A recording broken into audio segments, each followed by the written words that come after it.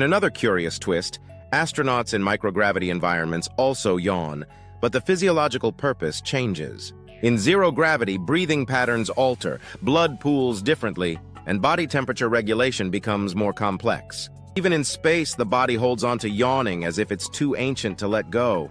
Modern medicine doesn't go that far, but it agrees on one thing. We don't fully understand yawning, and that's rare. In an age where we've mapped the brain, decoded the genome, walked on the moon, a simple daily act still escapes our grasp.